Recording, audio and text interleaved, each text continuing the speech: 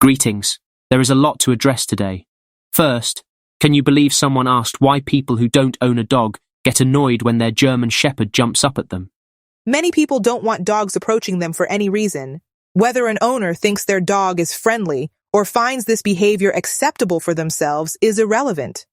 A dog has a mind of its own and is unpredictable, and should not be allowed to encroach on the space of people in the first place. The larger or more aggressive it is, the less a non-dog person will want it anywhere near them. It is astonishing that this is something a person would sincerely be asking. It almost doesn't even warrant a response. No one has to justify why they would rather that a giant, smelly, potentially aggressive dog not go near them. Getting pounced on and so on is unwanted physical contact. No one knows where your dog has been, and many people find dog licking to be utterly disgusting. They do not want it. And regardless of where the dog has been, it is still nasty. Even if you bathe it every day. The real question is how one can imagine that every person will be okay with a dog's nasty wet nose or tongue, or its dirty paws touching them. It is extremely unpleasant for people who aren't okay with it, and it's liable to get them and their clothes dirty. Additionally, a dog's paws have claws on them, which can cut a person even unintentionally. But even if they don't, this contact can spread bacteria and it can scuff and stain clothing. Some people may find such contact to be acceptable, or they may simply tolerate it. But not everyone does.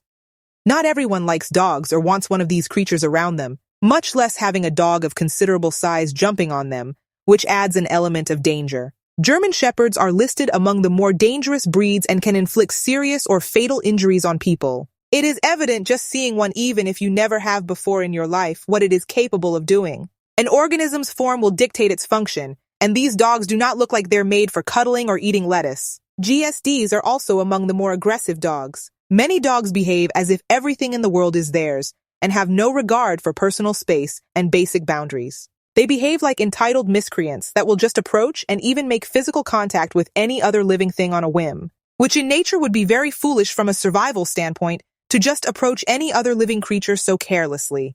Dog owners should not enable or allow this, and should instead train their dogs out of this terrible behavior if it is possible. Or better yet, not have them at all. Wild animals would not permit a dog to approach them for any reason. Similarly, a person's aversion to a large canine encroaching on them is a product of their survival and self-preservation instinct.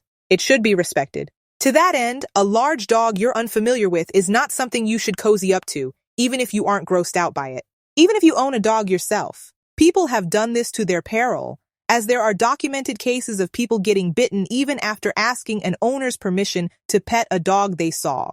And even putting all of that aside, you never know if a person is allergic to dogs or not.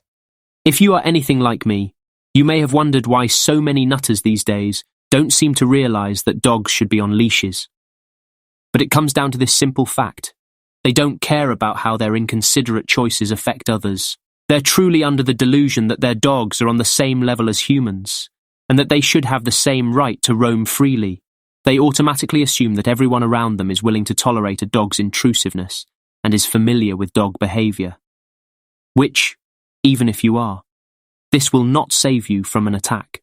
So I do not understand why anyone places emphasis on this, as if it's a lifesaver or a game changer. It's like telling someone to get familiar with the behavior of any dangerous animal, and to then accept a reality where everyone forces them to constantly encounter them around each and every corner. They don't seem to realize that dogs have a will of their own and are under the delusion that they're in control. That is a reason why they see no problem with their beasts roaming freely. When they have a dog off lead, they are not walking it. They are just letting it roam while they accompany it. I see so many people walking with loose dogs these days. Up until relatively recently, this just wasn't a thing. I have to wonder what has changed within the last decade or so to make so many people this unaware, self-entitled, inconsiderate, and lacking in basic knowledge about what dogs are and are capable of. They behave as if they have no idea that leash laws are a thing, or just don't care.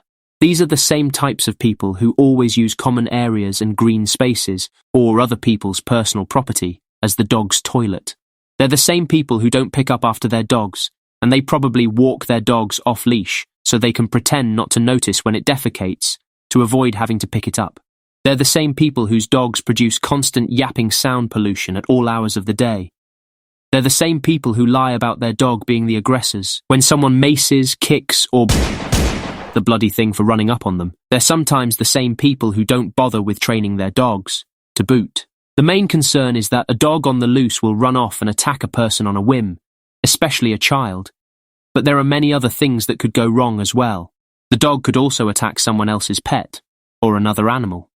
The dog could run off and get itself injured, or run off in general. Even if the dog is not aggressive, it could run up and harass a passerby. Some people don't want to be approached by a dog for any reason. Yet none of these things seem to be a basic consideration for these people who refuse to leash their dogs.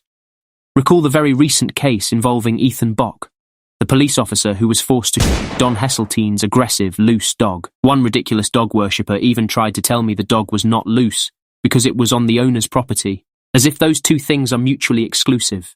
Now obviously, a dog can be loose on its owner's property. The dog was unleashed.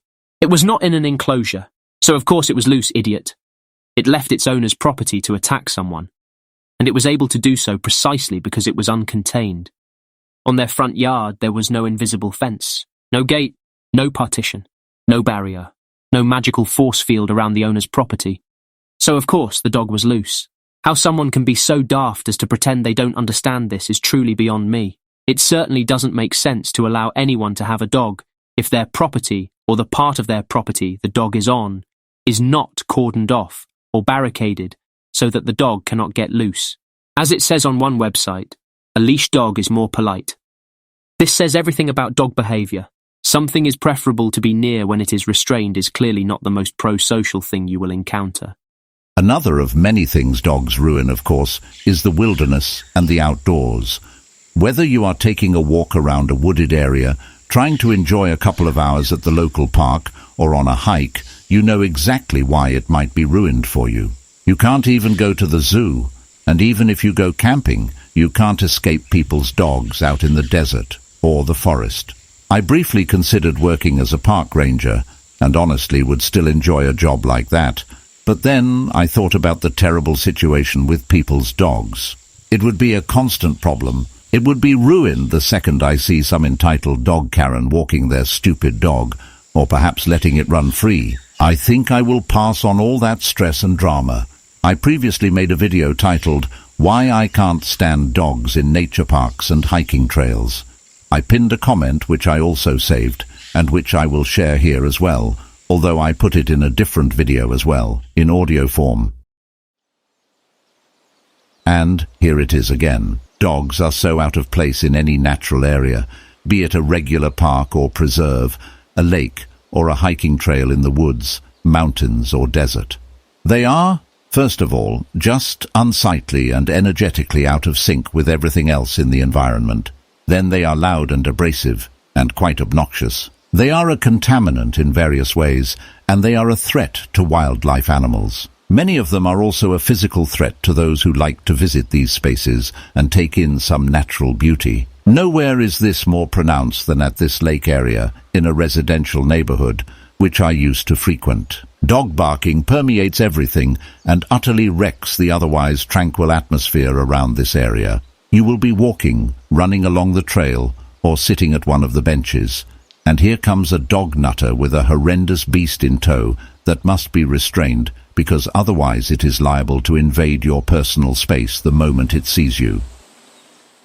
One of the most disgusting things I have ever read is a story someone told about a dog on a camping trip. I tried to search it up again but can't seem to find it again. I just remember that it involved debates about the ridiculous myth that dogs' mouths are somehow cleaner than humans' mouths. And remember that of all the animals on this planet, humans are the only ones who brush their teeth and use mouthwash.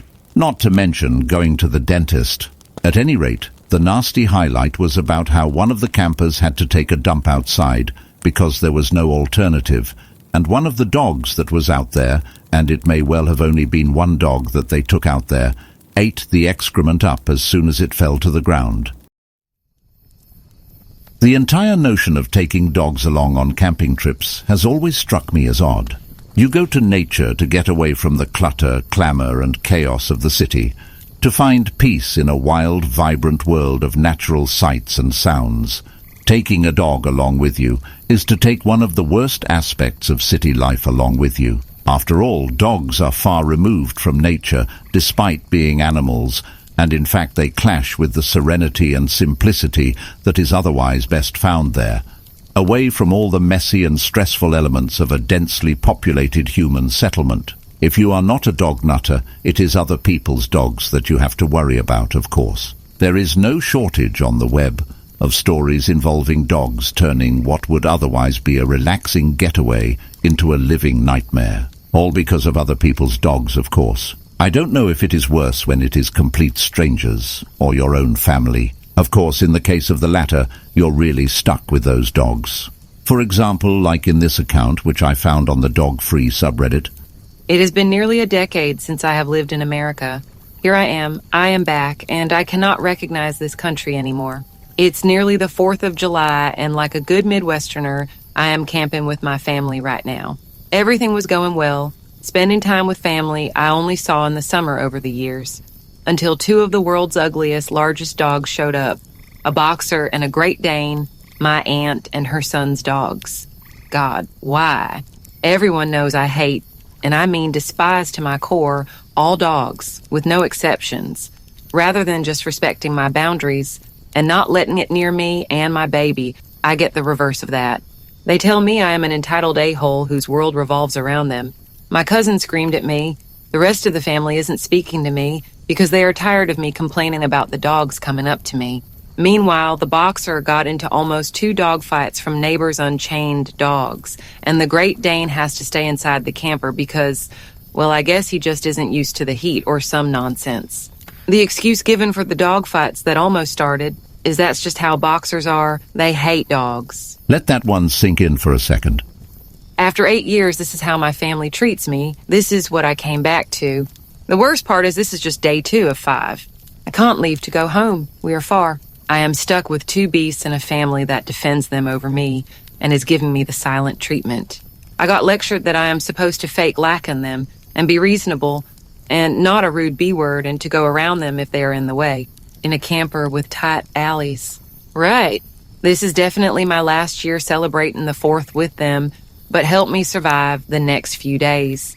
You guys get me, and they are making me feel like I am crazy for not wanting to be close to them. And then there is this story. We had been planning this camping trip for months with my husband's family. My husband explicitly asked his sister not to bring her 1-year-old dog, which she said, "Don't worry, he will be with the house sitter." The problem is, I have an allergy to dogs and was attacked as a child, so in addition to just not being around them much, I also am frightened of them. My sister-in-law knows this, but insists since the dog is a small and hypoallergenic dog, it's not a problem to bring him along everywhere. However, this dog is just awful. It has a sharp, ear-piercing loud bark and barks at everything. It also attacks men, so my husband has to constantly fend off the dog, which freaks me out since it gets so vicious. My sister-in-law tells my husband he needs to be more alpha towards the dog, but he tells her to get it trained and to keep it in another room while he visits. Also, the dog smells like swamp ass. It truly has no redeeming qualities in my eyes, and I dread seeing my sister-in-law because of it. Fast forward to the camping trip last week. Surprise, surprise. My sister-in-law rolls out of her car with her dog. Of course it's yapping its damn head off. She laughs and says, "Aw, he's so excited to be here." I immediately get back in the car to keep away from it. I can't stand the loud, shrill barking. I just wanted to let it pass. My husband asks why she brought the dog when he asked her not to. His mom steps in and says the dog is a part of the family. Of course he'd come. My husband got mad at his sister calling her selfish, because now the whole weekend would be a lot less comfortable, and we'd all have to deal with the dog's incessant barking and attacking.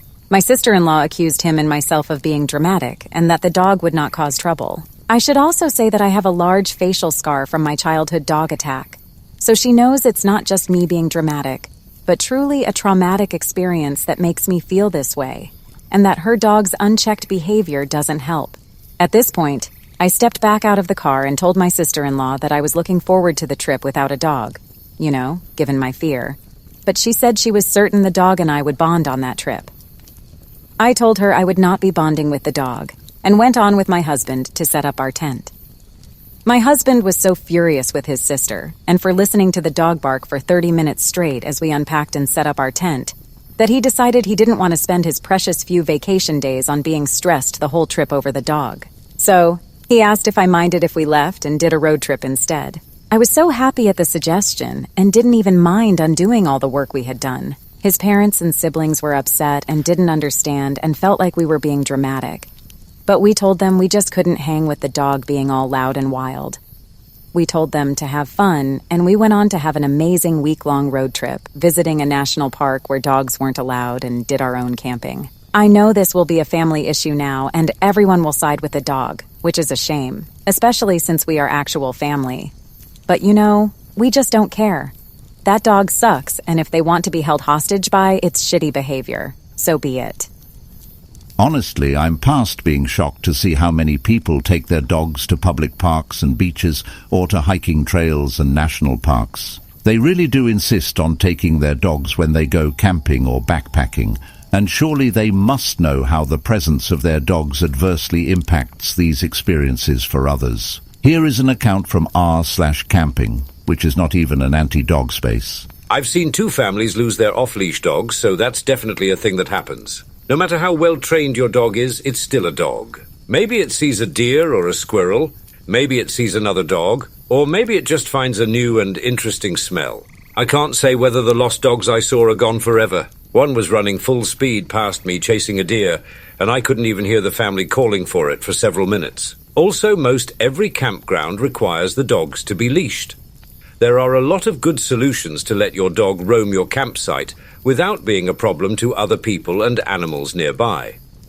Most public lands also require dogs to be leashed, if dogs are allowed at all. I don't know what solutions there are that involve letting any dog roam a campsite. Posts like these, and at least a dozen more I could include, all show just how pervasive this problem is.